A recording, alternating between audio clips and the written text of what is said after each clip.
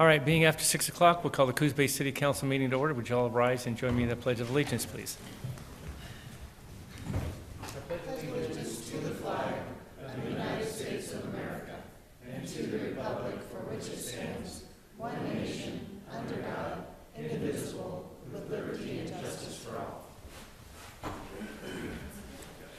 Thank you, everyone, and welcome.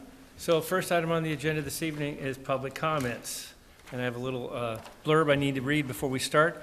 Public comments period is intended for the public to share ideas and concerns. It is not intended for the interaction discussion with the council.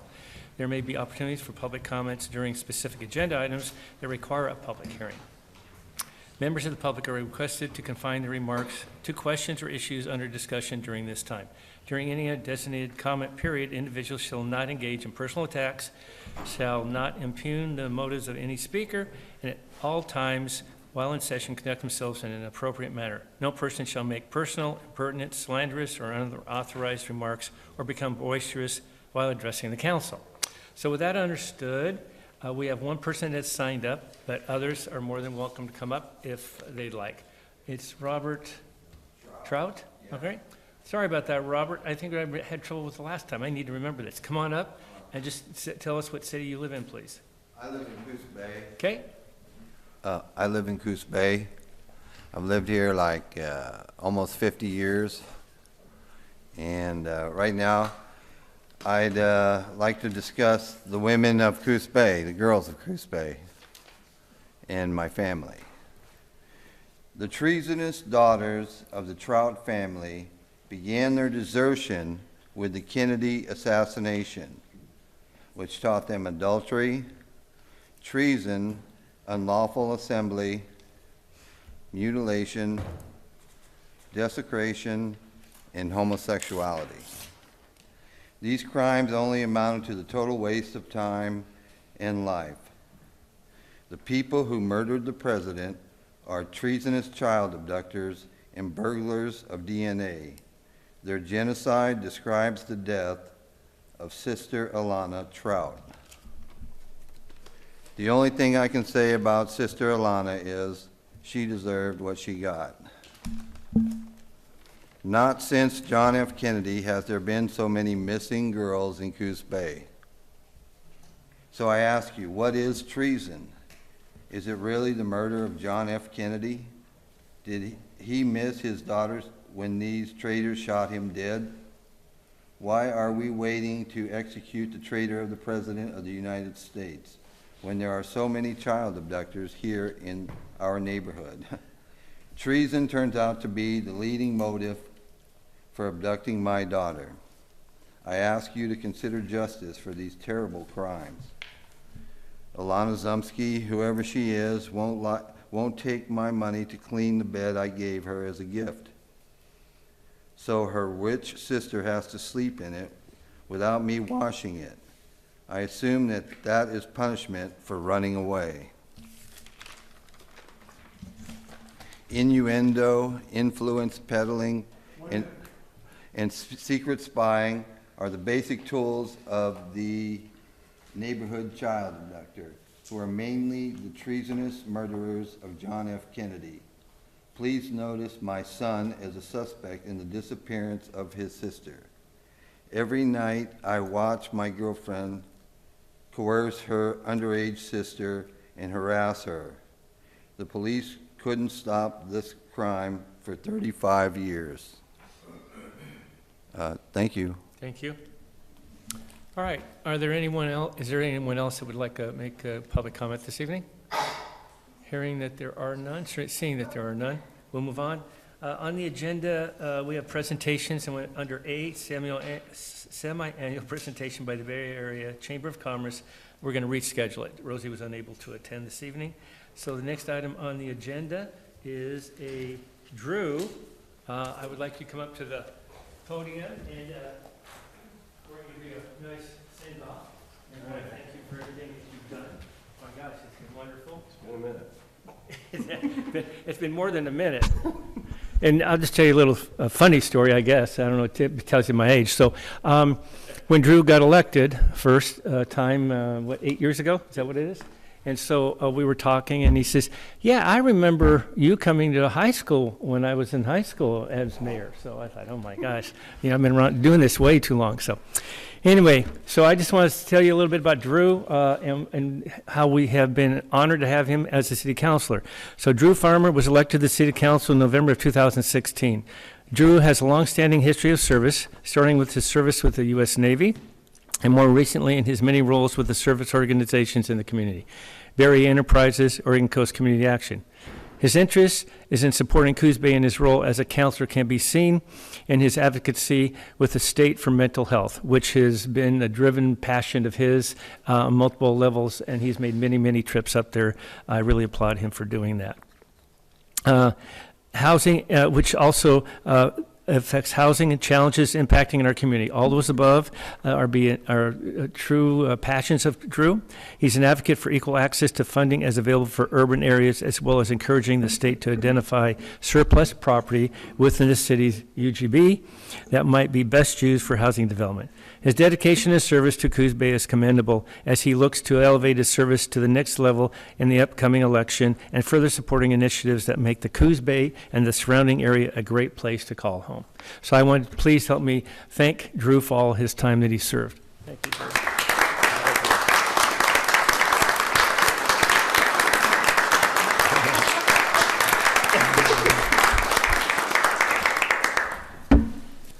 And we do have a plaque for him to remember us by. I hope that you come by. I'm sure that you will. And it says, in appreciation to Drew Farmer for your 8 years of service on the Coos Bay City Council, City Councilor 2016 to 2024. Here you go. Thank you. Thank you. All right. All right. Want to make any comments? Sure. So, appreciate all the time we've had working together, the great staff and my colleagues. Being on city council is one of those things you should only do if you enjoy the city you're in and really love everybody around you, because there's our pay has a lot of zeros and no other numbers. But please, if you do, run in another city, because I like my colleagues. But yeah, we got to see a lot of good things happen. We got to see the Tioga restored to how it's supposed to look. We got to see Front Street come back to life. Dealing with the wastewater treatment plant too. I mean, I don't think that had been touched in 50 years, so there aren't a lot of councils that get to go through that, and as wonderful as that is. Yeah, and just all the work that got done. Creating new positions with the community resource officer, trying to get all the roads fixed and anything else we could come up with, and staff would entertain us trying to stack everything we can on top of them. So appreciate y'all bearing with us. I'm going to sneak out the back door.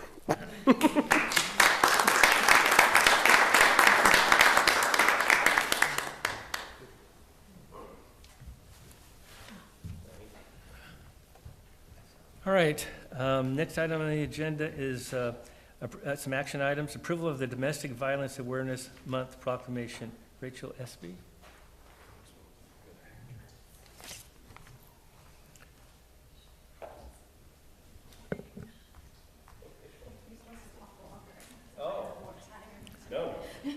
Just rip it off like a band-aid.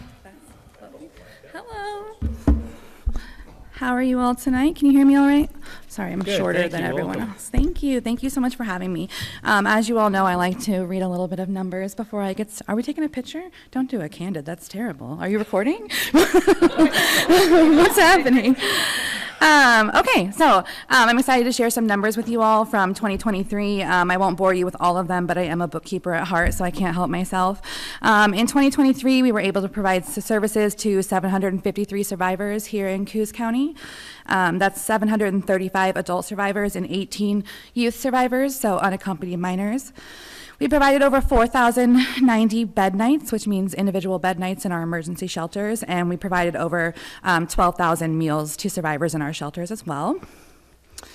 For direct services, I'm just going to highlight a few that I think are very important.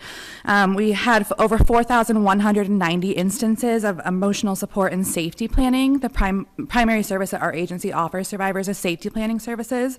As you can see, we only served 753 clients, but we did 4,000 services when it came to safety planning. We also had over 2,127 contacts to our emergency crisis line via text and voice. You may have also heard that our agency has recently expanded our service area to include Curry County. We're really excited about the possibilities that we see in that area. Right now, we do have advocates in Curry County 3 days a week, and we hope to expand on that in the near future. There's actually another city council meeting happening right now that I'll be hopping on after this to try to talk about some available property they might have for us down in Curry County for a shelter. Also, before I get to the declaration, I just have a shameless plug for the Coos Bay Wine Walk. That is this Friday, the 4th, from 5 to 7. And there are Safe Project cups this time, which we're really excited about. I'm going to go get a set. And all the benefits go to the Safe Project this year. So we're really excited about that. And now to the declaration. Whereas in just one day across the U.S. and its territories, nearly 75,000 victims of domestic violence sought services from domestic violence programs and shelters. That same day, more than 9,000 requests for services, including emergency shelter, housing, transportation, child care, and legal representation, could not be provided because programs lacked the resources to meet victims' needs. And whereas the impact of domestic violence is wide-ranging, directly affecting individuals and society as a whole, here in this community, throughout the United States and the world. And whereas racism, homophobia, transphobia, ageism, and discrimination based on physical ability, nationality, or other factors help to perpetuate domestic violence and make finding safety even more difficult for some victims. And whereas the need for safe housing continues to be rated as survivors' most urgent need. And whereas Coos Bay joins with the others across Oregon and the nation in supporting victims of domestic violence, as well as local programs, state coalitions, national organizations, and other agencies nationwide who are committed to increasing public awareness of domestic violence and sending a clear message to abusers that domestic violence is not tolerated in Coos Bay. And whereas domestic violence impacts millions of people each year, but it can be prevented, preventing domestic violence requires the collective voice and power of individuals, families, institutions, and systems, each whose one thing adds a valuable and powerful component to transforming our communities. Now, therefore, I, Joe Benetti, Mayor of Coos Bay, do hereby proclaim October as Domestic Violence Awareness Month in the city of Coos Bay in recognition of the important work done by survivors, domestic violence programs, and victim service providers. I urge all citizens to actively participate in the scheduled activities and programs sponsored by the SAFE Project and other community organizations to work towards the elimination of intimate partner violence. Thank you so much. Follow us on Facebook for all those events. We have a ton going on this October. Thank you. Thank you. So with that being said, I need a motion and a second to approve this proclamation, please. I move we approve the proclamation designating October 2024 as Domestic Violence Awareness Month. Second. It's been moved and seconded to go ahead and ratify this proclamation for Domestic Violence Awareness Month. Any other comments or discussions?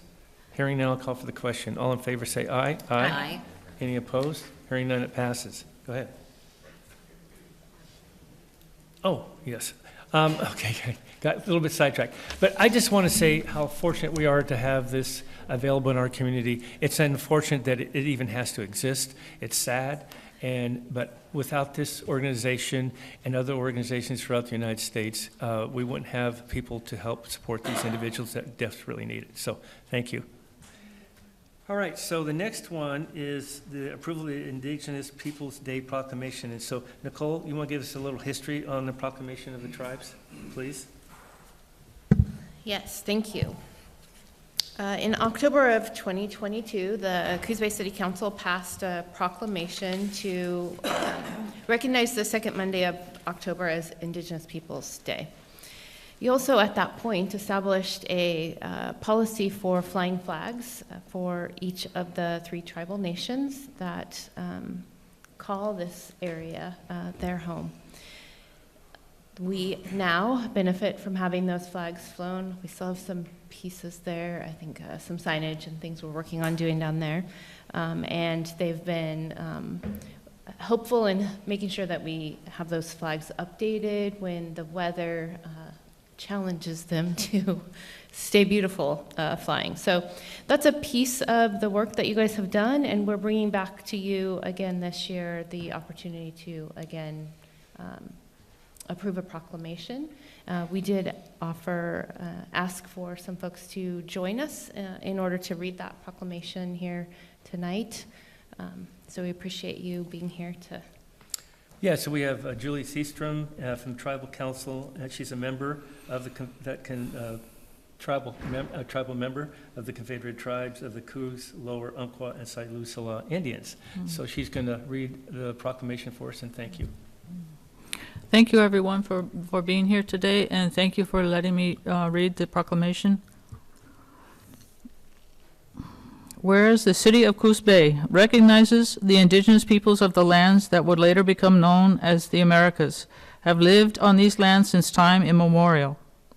And whereas the city honors the fact that the city of Coos Bay is built upon the traditional homelands of the Coquille Indian tribe, the Confederated Tribes of the Coos, or Umpqua and Silenceo Indians, and the Confederated Tribes of the Siletz Indians, and recognizes the inherent sovereignty of the 9 federally recognized tribal nations in the state of Oregon and all the indigenous peoples everywhere.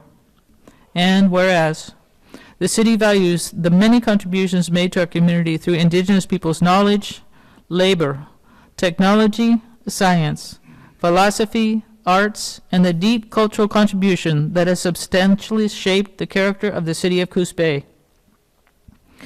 And whereas Indigenous Peoples Day was first proposed in 1977 by the delegation of Native Nations to the United Nations, sponsored International Conference on Discrimination Against Indigenous Populations in the Americas. And whereas the city is committed to protecting and advocating for justice, human rights, and the dignity of all people who live and work in Coos Bay, and vows to uphold the United Nations Declaration of Rights of Indigenous Peoples, the declaration endorsed by the United States on December 16, 2010. And whereas the declaration recognizes the right of indigenous peoples to the dignity and diversity of their culture, traditions, histories, and aspirations, which shall be appropriately reflected in education and public information, and places an obligation in states to take effective measures in consultation and cooperation with the indigenous peoples concerned to combat prejudice and eliminate discrimination and to promote tolerance, understanding, and good relations among indigenous peoples and all other segments of society.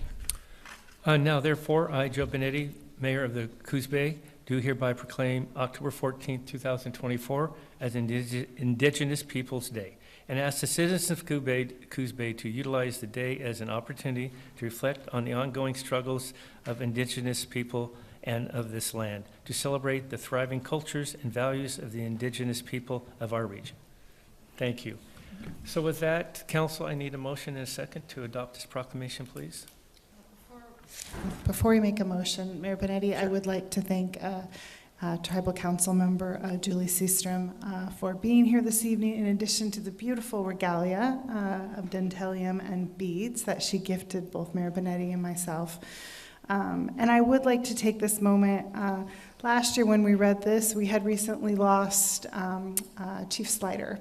And I also want to acknowledge the passing of Denny Hakama, who passed away yesterday, and she was a member of the Coquille Indian tribe and a carrier of the tribe's culture and history. And so I would like to acknowledge her on this day And I just am so, as this council knows, I'm really proud of the work that we've done in this space with the flags along the boardwalk and the signage that we will have. So thank you for being here.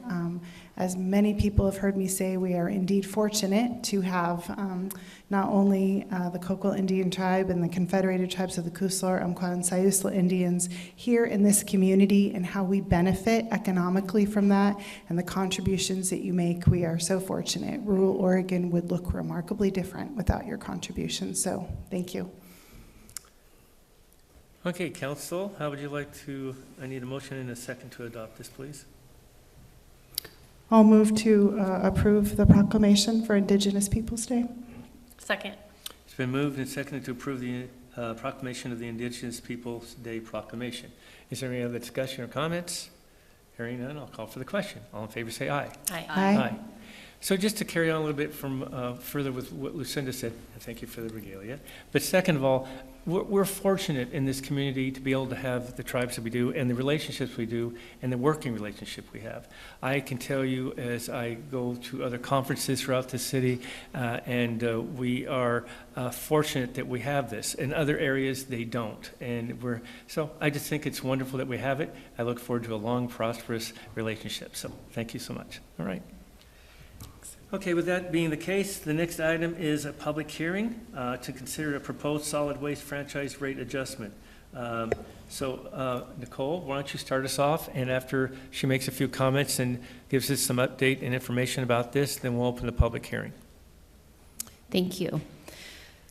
Within the state of Oregon, many cities include an element of license or franchise agreements which regulate and communicate the partnership that the cities have with providers of service. That process provides for some consistency to the residents within the community, as well as reduces truck traffic in your neighborhoods, because there is a schedule that's followed by only one company versus many. It also ensures that service is accessible by everyone within our community, and there is a process by which rates are set because those come before you. So the city has enjoyed a longstanding franchise agreement with the operators that are here to share tonight with you. A piece of that franchise agreement speaks to this element that's before you tonight, which is the discussion for a rate change. That happens annually. It is prescribed that we hold a public hearing and take public comment in regards to the proposed rate change. I think the documentation that you've been provided suggests that they are our operators who are here are fiscally responsible. Do they have the opportunity to potentially look at that full CPI increase? They generally, from year to year, are asking for less than what the CPI indicates. So with that, if they'd like to come forth and share what they're proposing. Sure. So yeah, come on up.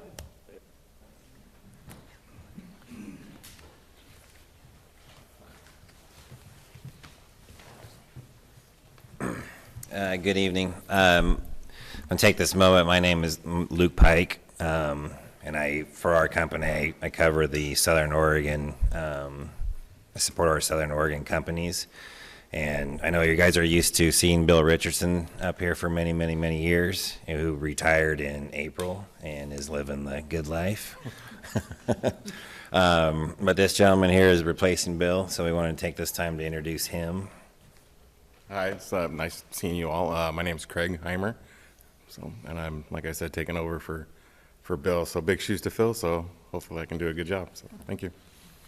Craig's been with us for 12 years, so he's not new to the area, knows our company, and everything's been moving pretty smoothly. We are, Dan and I are asking for a 3.21% this year, 65% of CPI, and basically just here for any questions that you might have. No, I mean, how is this compared to last year and the previous years? As last year was, I think, our largest request for a price increase in the history probably of the area and the company. So, and then we really looked at that this year coming in front of you, that really wanted to look at, being fair to the ratepayer, as that's who we support, and really wanted to come with a fair price, and 65% is where we landed. So this is for Coos Bay Sanitation and Leicester Sanitary Service, so it's going to be equal across the two cities. And down the coast also, is this the kind of increase you'll be looking at? It depends on, it's just for this area and in the Coos Bay and, this area. Okay. I can't really speak for the whole coast area. All right. There's So- a lot of different, Factors? different factors that come into play. Okay. Other counselors, comments, questions? I always ask a few, just because I think it's good for the public to know what they get for this rate. Included in this, we also have recycling within the city limits. And then you provide some other services for free for citizens in the Coos Bay community. What are those?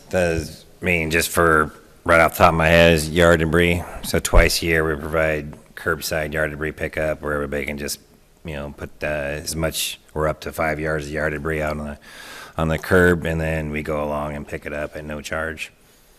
Okay, and then also, just maybe a little background on why, the rates are set at what they are. You don't just collect the garbage, you actually have to take and dispose of it somewhere. Can you talk a little bit about that? So all the trash in this area is picked up and will be hauled to 2 different transfer stations, either West Coast right here in town or Beaver Hill. And from there, it gets transloaded into trailers and gets trucked down to Dry Creek landfill. And that's located? That's located in White City, just outside of Medford. Yeah. So it's not just taken care of here, you actually have costs beyond? It travels a long ways. We're one of, the Southern Oregon coast has one of the longest distances to travel to a landfill. But if we didn't have this service, we would have a much uglier situation. The city would look much different. I appreciate you answering my questions. Anyone else? Cinda? I just want to kind of piggyback on Councilor Kilmer of thank you for providing recycling in that fee and the yard debris, and it makes a difference. And so I think her point was for the price of the service, we get a lot for that, and I think the council acknowledges that. And so I just want to say thank you. All right, thanks. So we'll. One more thing. Yes? Can I add one more thing? I probably should have shared with you. Part of this process, staff does reach out to the other communities and ask what the services provided there are and the costs associated.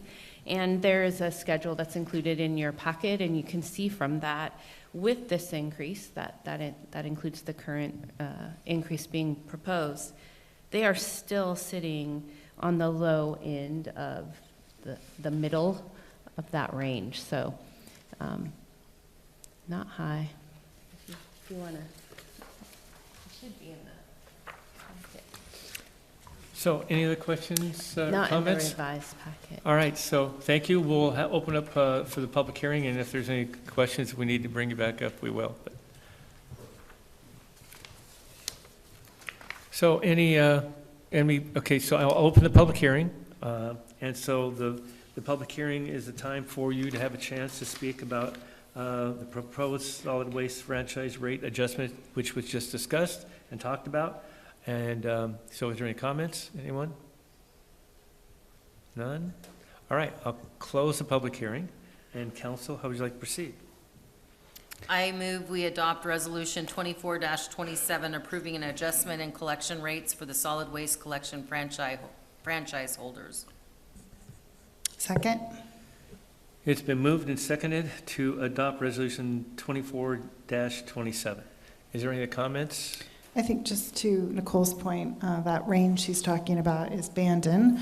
charges $22.49, and it goes all the way to Newport, which is $43.65, and we're fortunate to be sitting at about $28. So I'm glad you brought that up. Thank you. Yep, and thanks for staff's time researching it. All right, any other comments?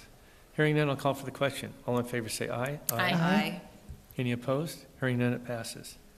All right, next item on there, the agenda is consideration to accept and appropriate Oregon Department of Energy Community Renewable Energy Program Planning Grant. Nicole? Yes, thank you.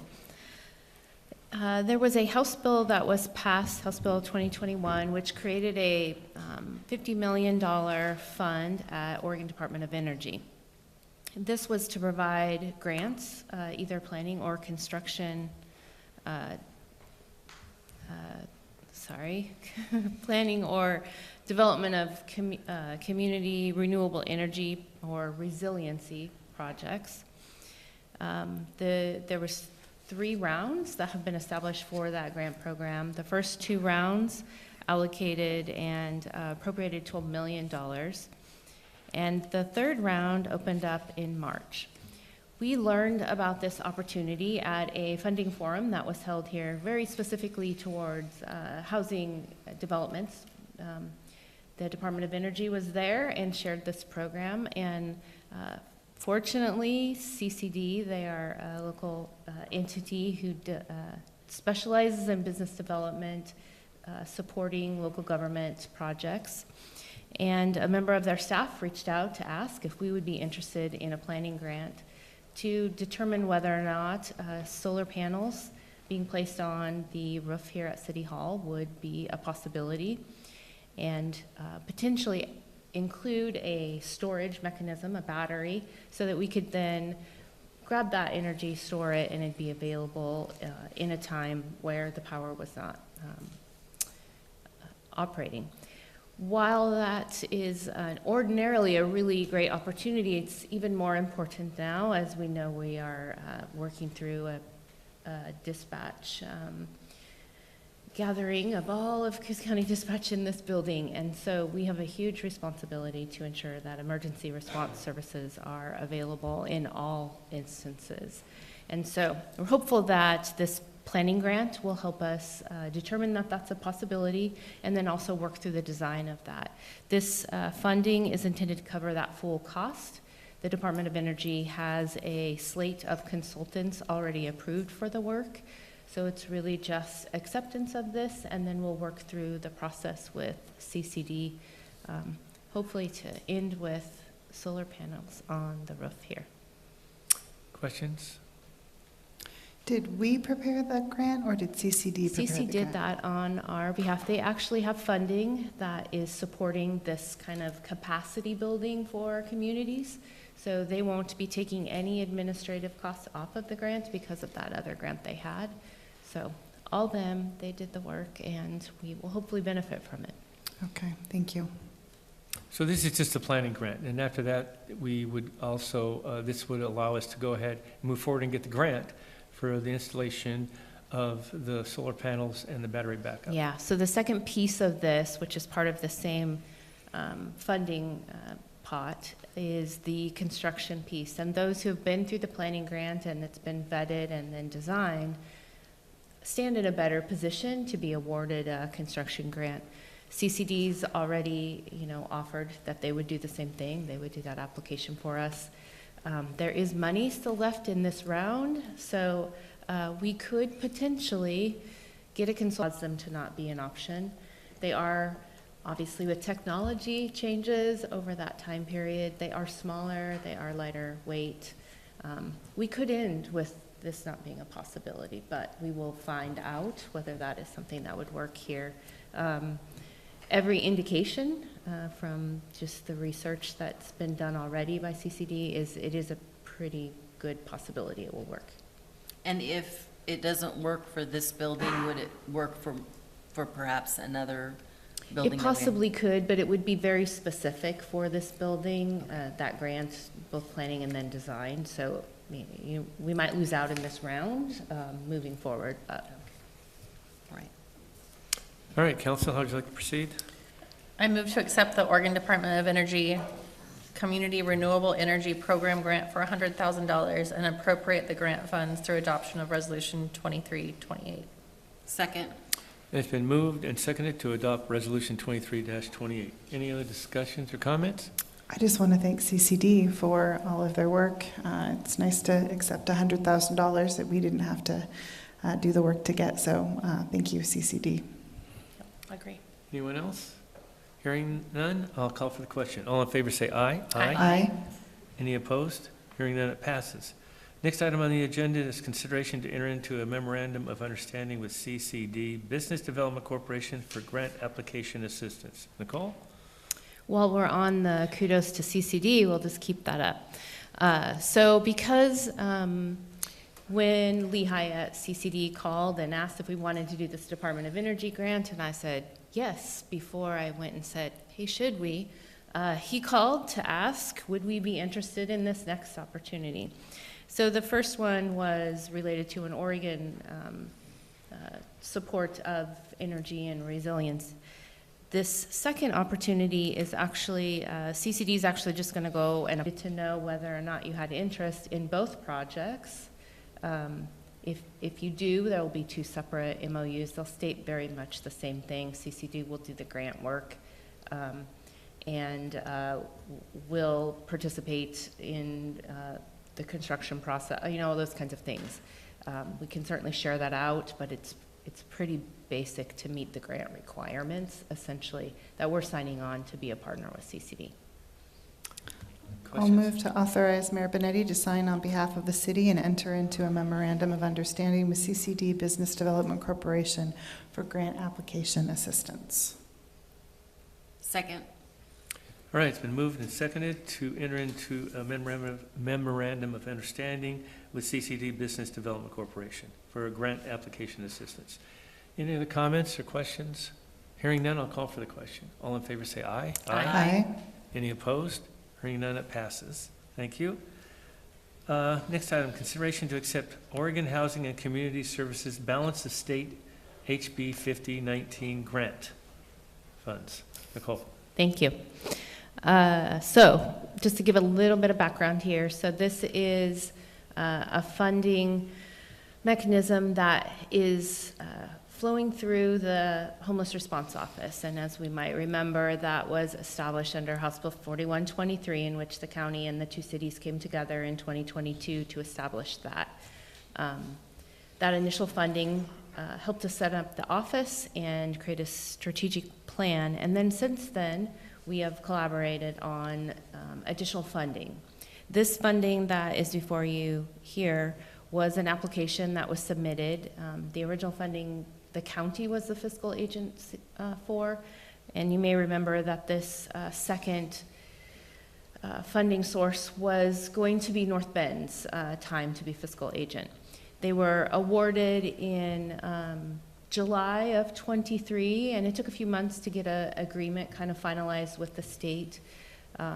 But earlier this year, they had some staffing concerns, challenges, and capacity issues, and so we discussed at the advisory board meeting in June for that potentially to transfer over to the city of Coos Bay.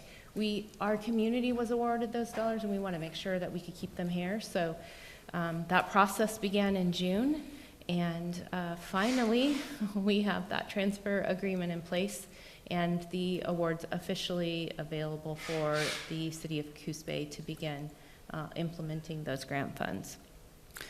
Nicole, when you say they, you're meaning the city of North Bend did not have the capacity to do this, and so we said that we would be happy to do so. Is that correct? Yes, they were, I think, lost a staff member or something like that. So okay. Yeah, they didn't have the ability to and wanted to make sure. So at our June advisory board meeting, we discussed that. So. Okay, thank you.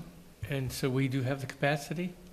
So we are, in the months that we've been awaiting this contract, we've been working, our finance department here, along with the Homeless Response Office, to develop mechanisms by which the Homeless Response Office would be our boots on the ground folks. They're going to be doing all of the vetting of the, essentially this is a pass-through grant. So we will be having service providers. I think we have one tonight who is here if there's questions or wants to share, but they will come to the homeless response office, the advisory board, and request funds. This grant specifically is supposed to assist with rehousing folks and creating additional shelter beds in the community.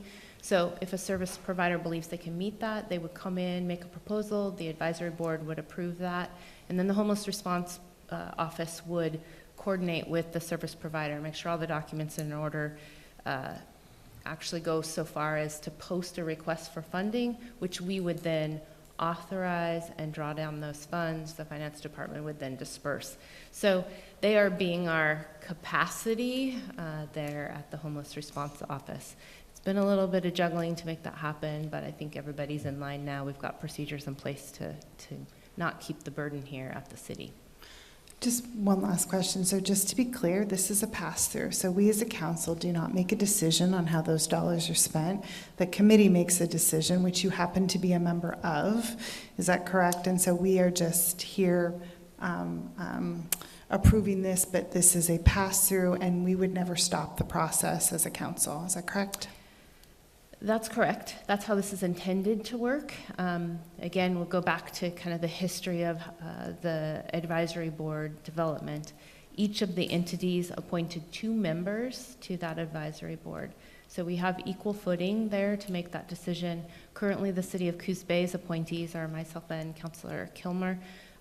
We actually had 3, but Councilor Farmer, with his resignation, Councilor Kilmer is able to step in and fill that. So wise of you to create an alternate so that we were prepared for that. So yes, the intent would be that advisory board approves, and when it comes here, you are just really passing those funds through. So what I'm also asking in this process, not only just to accept, is that you also contemplate, we've put all of these procedures in place, that we would not necessarily come to you for approval. We will come to you to report on the funds that they've been spent quarterly so that you have an awareness of the funds coming through here. But there has been such a challenge to get this money moving through the system. I think alternative youth activities, I think Scott's here, they've been doing this work since March. So they've gone out on a limb to rehouse now 15 people, I believe, in our community. And so I'd like to remove any additional time lengthening from our process so that we can be a little bit more prompt in making sure our service providers have cash when they need it. And I would just add to that, that I think that the oversight and the checks and balances are there because you have a counselor and a staff person, and then you have the 3 entities that are overseeing this. And so there is a process and an awareness, and I like the idea of reporting to the full council each quarter because we want to make sure that the money gets out there. And I agree. Anything that might create an obstacle to get that money moving in the community and doing what it's supposed to be doing, what its intention is important.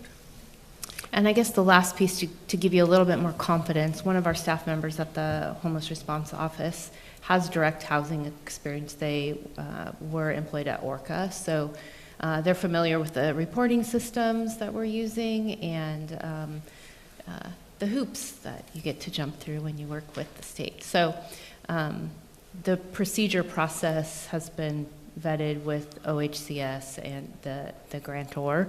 And I'm pretty confident in our skill set at the office to make sure that the finance department has limited challenges in pushing this through.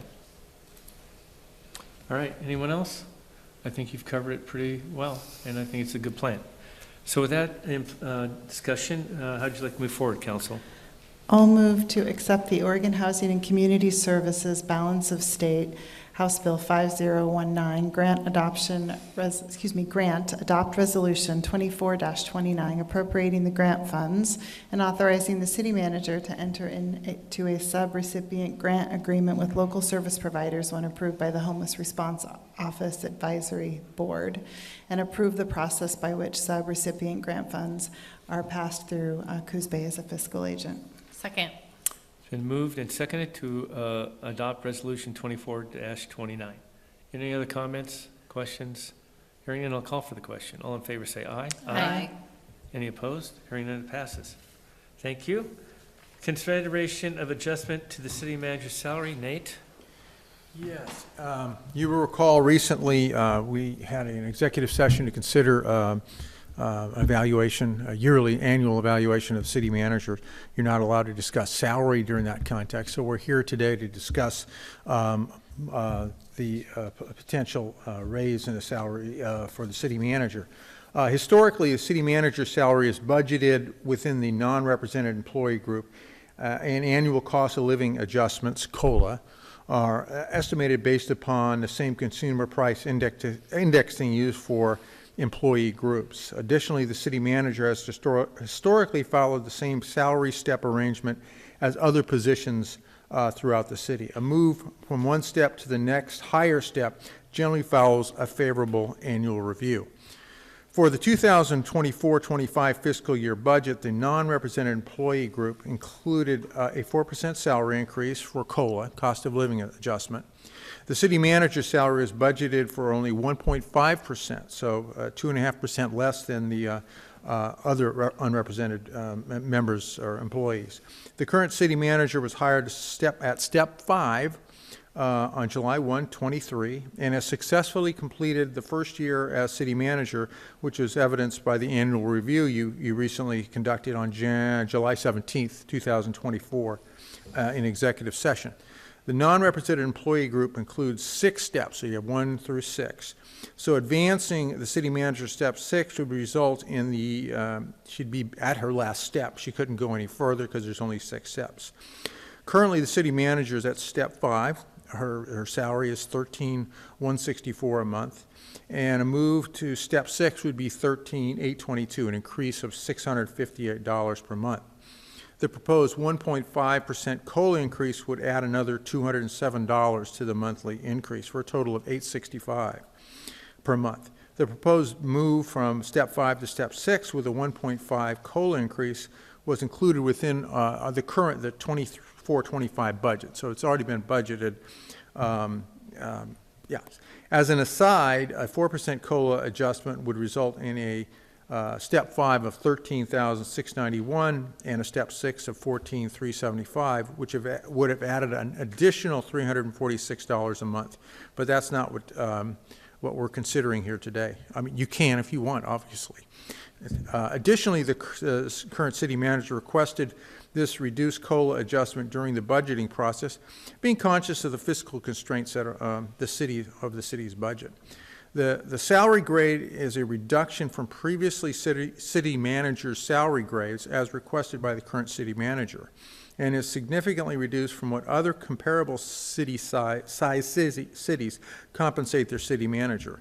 Additionally, the current city manager requested not to receive a monthly car stipend for business use on a personal car, though this was historically, that's something we traditionally had given to the city manager. So the budget implications, as I indicated earlier, the monthly salary currently is $13,164. At step 5 would increase to step 6 for the current year, plus a 1.5% COLA would advance her salary to $14,029. That's the budget implications. So basically, if it pleases the council, consider approval to move the city manager from step 5 to step 6 in her salary schedule, plus a 1.5% cost of living adjustment effective October 1, 2024, which is today. Any questions for Nate or Nicole? I just want to thank Nate. That was a lot of information, and you did that really eloquently and succinctly, so I just want to I commend you. read, okay. I know you did, but I appreciate you doing you. that. So council, for us is the consideration of the adjustment to city manager's salary. I definitely think that we should support it. There was a favorable evaluation for Nicole, and I think she's done exceptionally well for the first year and has grown a lot, and I look forward to great things from her in the future. So, and I think it's important to realize that she's very conscientious on the salary and the budget that the city faces. To take a reduction from 4% to 1.5% COLA, and also not, adjusting her salary to what it could have been, and a car allowance. So I want to thank her for being conscious of what the budget is and being fiscally responsible. So anyway, that's it. We need a motion. I'll make a motion to, I'll make a motion to approve the city manager from step 5 to step 6 on the salary schedule and approve a 1.5% cost of living adjustment effective October 1st, 2024. Second. It's been moved and seconded to adjust the city manager's salary as stated. Any other comments or questions? Hearing none, I'll call for the question. All in favor say aye. Aye. Any opposed? Hearing none, it passes. All right, we are at city manager's report. First of all, thank you very much for that generosity. So, the first thing I wanted to share with you is we have a request for a letter of support, and it is related to a piece of art that used to be installed in the community at Garden Elements. It is a kinetic windmill that Mike Vaughn prepared. He's had some discussions with ODOT recently about locations that it might be installed along the highway, and have a letter indicating that they would be interested in reviewing those locations for potentially approving that. They do have some pretty stringent requirements when there are things installed along a highway for safety reasons. The two proposed sites are the south entrance welcome sign area, which is near Fred Meyer. And then the second site is the grassy kind of patch that is adjacent to Global Inn as you're coming into kind of the downtown area. I did have some discussions with Mike Vaughn about both locations. The first, the south entrance, that was a designed entranceway, and so although I think you very much support art and we want to continue to beautify our area, I struggle with modifying something that was intentionally done. The other area, there's not a lot of development there, so that definitely has a potential for being something a little bit greater than what it is. But from an operations side of it, I did talk about the challenge in mowing that busy lanes going back and forth with more kind of things to work around. So there has been this conversation that's kind of ongoing about putting that piece back into play somewhere in the city. I know you've asked the Parks Commission to look at that, and I think they're attempting to do so. They're not finding a place within the parks necessarily to put it, but so we'll maybe get some feedback in the future. Because we've had a lot of discussion about this, I didn't just want to walk forward with a letter of support until I had some maybe feedback on those very specific locations. And then I guess maybe generally if there is any discussion on this piece even installed anywhere. It was at Garden Elements, which was the nursery that was on 101, which is now next to Morgan Vet. We owned that property, had leased it out.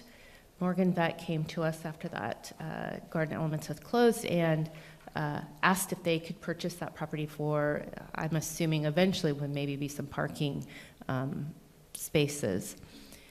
The artwork was still there when we sold the property, so we've had to acquire it back because there was possibility that it would have been installed in another location, maybe a parking lot. It is currently being held at City Shop, so it is available for installation. We still are the owners of that piece, but I do know it's had a lot of conversation around it, so I did want to get some feedback.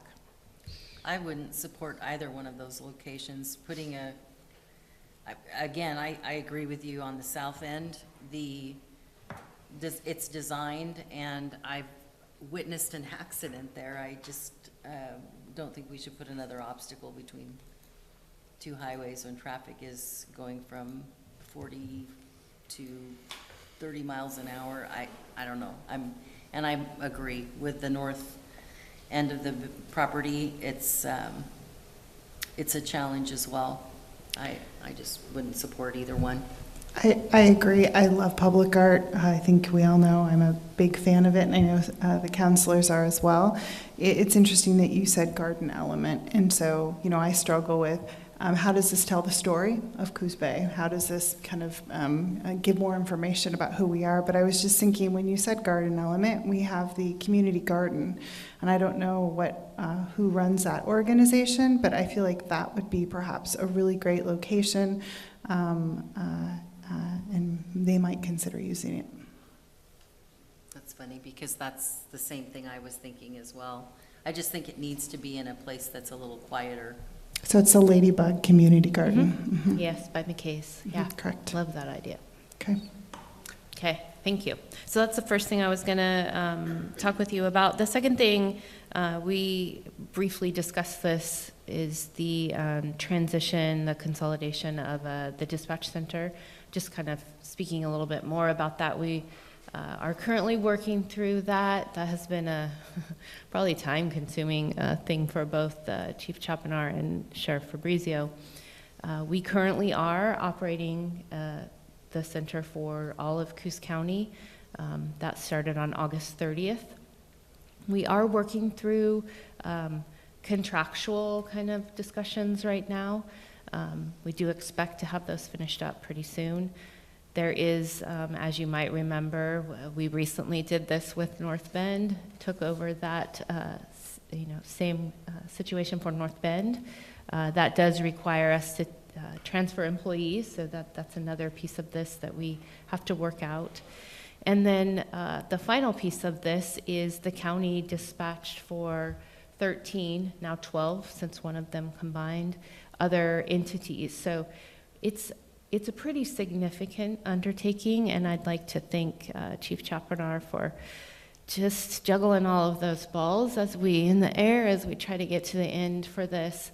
Ultimately, you guys had some wisdom or supported some staff recommendation of moving all of the 911 dispatch activity into a single fund. You did that before we were proposed to do this large takeover.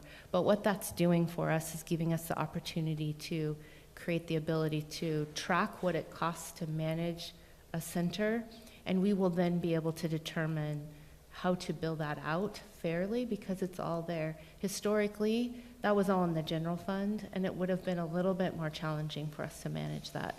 So the fact that we've already taken that step to set that out and aside, we will be better able to establish what the cost of dispatching is. I think those are elements that are already under discussion, so we know how a per unit, a per call, whatever that looks like for all of these other organizations. That's rural fires, districts, it's police, and obviously sheriff's office. Across the board, a lot of variation there. So just telling you that's under works. We have county employees currently working here in our dispatch center. We're hoping very soon we'll have that resolved and numbers finalized and move forward without this daily activity that Chief's going through. So the second thing I was going to share with you is we had talked previously, we were awarded a HUD Distress Community Technical Assistance Grant, which would allow us to do kind of some internal reviews.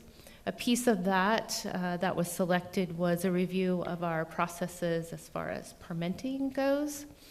Additionally, we are looking at some grant management training for pretty much every department. There's going to be somebody in attendance for that. We're also going to be working with them on creating some financial projection tools, so we'll be able to better look at what 5 years down the road is potentially with implementing a change of some sort. And then the last piece, which they kind of added when they were here to interview us, is some management development. We've had a lot of change in our management, the folks who kind of are here at City Hall. And so I think it's a good opportunity for that group to kind of work together and kind of cement some relationships and the way we all interact with the folks who are in our individual departments. So I say that all too, it's kicking off. We've got some meetings scheduled coming up, so it's about a year-long process. It's going to be pretty intensive. A piece of the permitting review is also they've offered to talk with some community folks, developers, contractors, things like that, to get some feedback on ways they might see some efficiencies. So it's underway. A little bit of patience, we'll get to the end and hopefully find some great efficiencies and ways we can be a stronger team. So I think that was it. Maybe some library stats. I was going to share with you a couple things. I'm supposed to be doing that. I ran into Councilor Miles and he said, hey, just ran into him after Rotary today. So a couple of things I was going to share for September. In September, they had 423 individuals participating in virtual and take-home programs. For summer reading, as of September, they had 1,307 people participating in summer reading. And the other kind of programs that they do in-house in August, they had 813 people.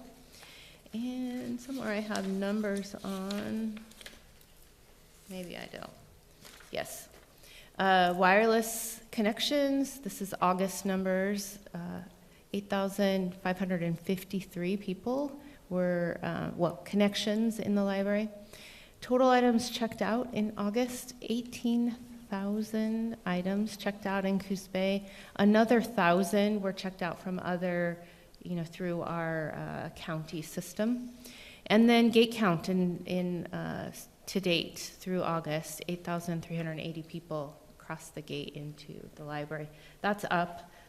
We had some dip in the COVID years coming out of that, so we're getting back to what we are used to experiencing at the library. So that's it.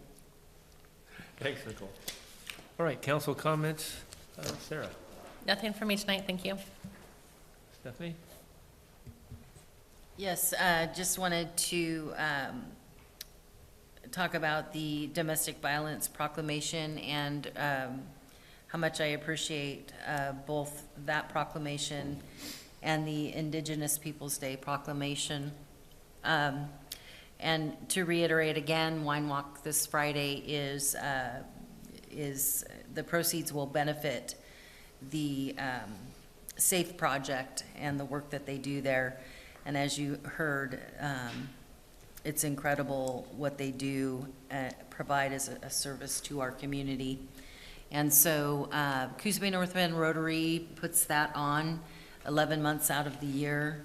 I think if they haven't already, they are approaching, since it started years ago, $400,000 that has gone back into this community to nonprofit organizations providing cultural and other services that we simply just couldn't as a municipality provide. It's very important what those organizations do, and the Rotary Club, if I speak on behalf of them, is proud to be able to do some support of that. But anyway, Friday from 5 to 7, 2 starting points, the Coos Bay Visitors Center and Checkerberry's Flowers and Gifts. You can get a wine glass that's been etched with the SAFE Project logo and a map, and visit our downtown merchants and support them as well. And that happens on Friday. And then Saturday, at the boardwalk, the Narcoa speeders, those are the little putt-putt cars that used to run the rails across the country. that would check and make sure they were safe for the trains to pass over. They will be at the boardwalk. October is their Toy Express Run, where they collect toys from Veneta all the way to Coquille.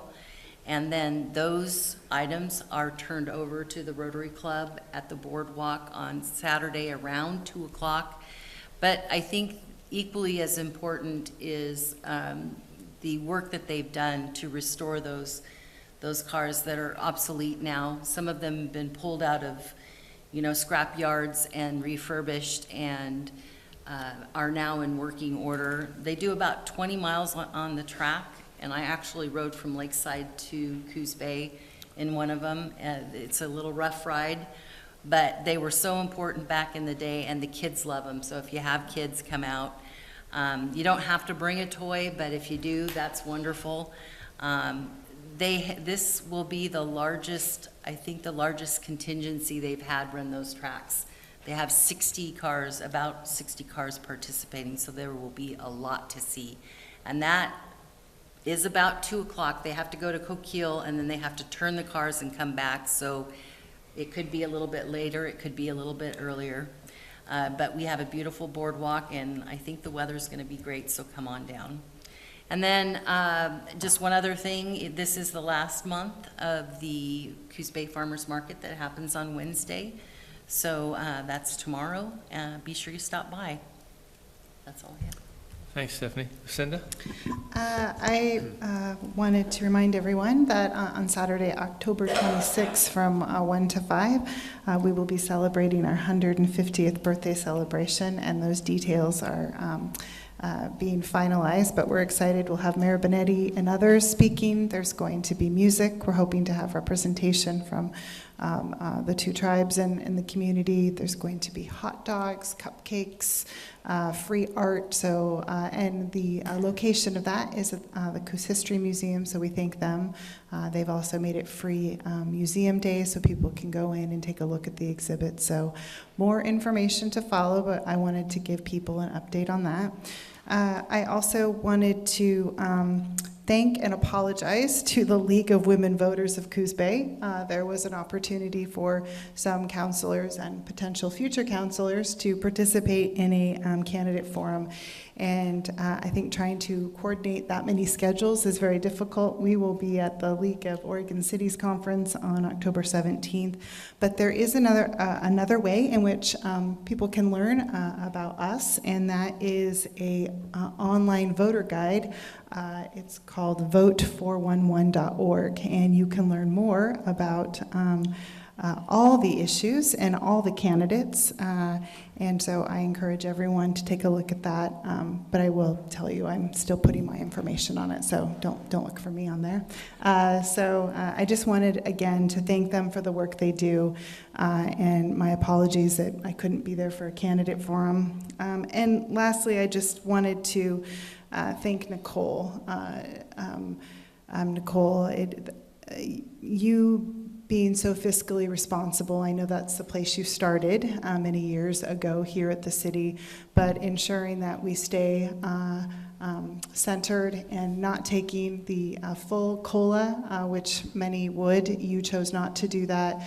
You also reduced your salary last year, and so I just want to acknowledge I appreciate your commitment to the budget. I appreciate your commitment to the work and to the staff, and not every person would do that, so thank you. Appreciate it. All right, thanks. So I just want to thank everyone for that participated in the Fun Festival. It was a great event, and the parade and the race, and so it was wonderful to see everyone out there and enjoying themselves. I also want to thank Drew again for his service for the last 8 years. He's really been committed and done a great job, and so he's been a pleasure to serve with. Also, I want to thank Chief Chappenar for his foresight, I should say, in renovating and expanding the 911 center. I don't think that you intended that this would happen, but so with that being said, is the center able to occupy or able to handle now all the services that are being in there? Yeah, so, yeah, the remodel couldn't have come at a better time. We are gonna occupy, when the remodel finished, we thought, oh, we have a lot of room, and now we're gonna have just the right amount of room. We'll definitely fill up the space, but we have 6 functioning consoles in there. All 6 of them are almost up to complete 911 services. We're lacking 1, and we're supposed to be getting the equipment tomorrow for that. So that's great. The space is great. We are going to have to kind of reorganize a little bit some of our office spaces throughout the other areas of our building, but that's just something that we're working through and kind of considering where it's going to be best to place people. So, Well, thanks again for your hard work and putting it together, so thanks. well, thank you for that. The other thing I want to thank Chelsea for, because I think she was instrumental in getting this HUD grant, am I correct? And it would have been easy to go out and hire someone to do this job, but Chelsea was very specific and adamant about being fiscally responsible also, and so we were able to get a grant to do this process, and so she is helping us streamline, this process will help us streamline and with the management, and so anyway, thank you, appreciate it. And with that, those are the end of my comments. So thank you everyone for attending this evening, and I'll adjourn the meeting. Thank you.